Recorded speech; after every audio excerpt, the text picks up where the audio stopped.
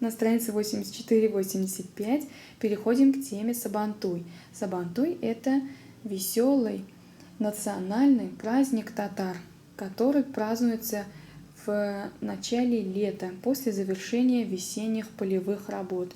Если разобрать это слово, то оно состоит из двух слов. Сабан – это плуг, туй – это праздник или свадьба.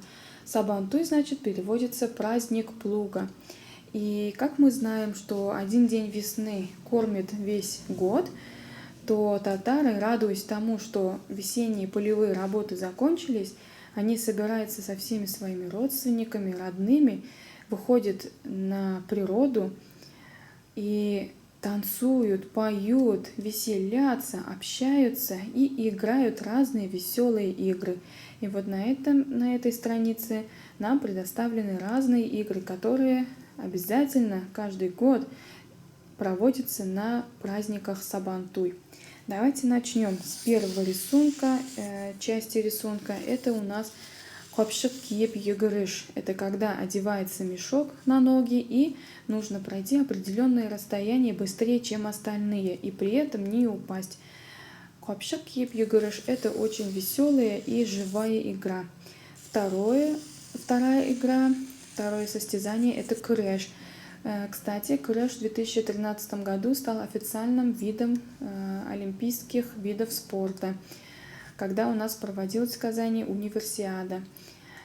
Креш переводится «борьба на поясах». Используются пояса, и они надеваются на спину соперника, и нужно поднять соперника наверх так, чтобы у него ноги оторвались от земли. Дальше следующий вид игры, вид спорта, можно сказать, это разбить горшок. Глаза закрываются, нужно отойти на 10 шагов от этого горшка, повернуться и ударить так, чтобы горшок сломался. Но это очень нелегкое дело, нужно сначала попасть на этот горшок. Дальше соперники друг друга стараются свалить на землю с помощью мешков, которые заполнены сеном. Это ничуть не больно, но, конечно же, в лицо здесь не ударяют. Нужно обычно наносить удары на тело соперника.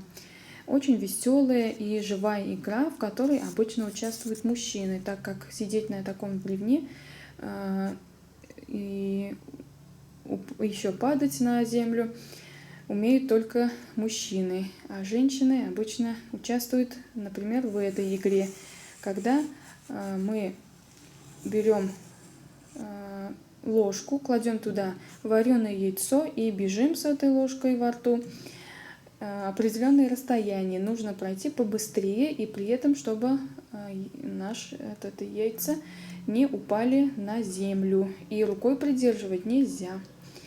Следующий вид спорта у нас, следующая игра – это нести воду с помощью коромысла. И у нас коромысло одно, и получается 2 ведерка, наполненные водой. И здесь обычно женщины участвуют, но и мужчины также. Мужчины даже берут несколько коромысел, то есть у нас получается здесь могут быть еще и 4, и 6, и 8 ведер. Это в зависимости от условий игры. И нужно пройти побыстрее, чем остальные, а также не пролив ни капли воды. И также здесь на рисунке видим, как у нас бабай берет гармошку и поет веселую татарскую песню «Гармун уйный». А мында сандугач, здесь у нас соловей поет, жерлый. Здесь у нас пасиблян эт биелер, они танцуют.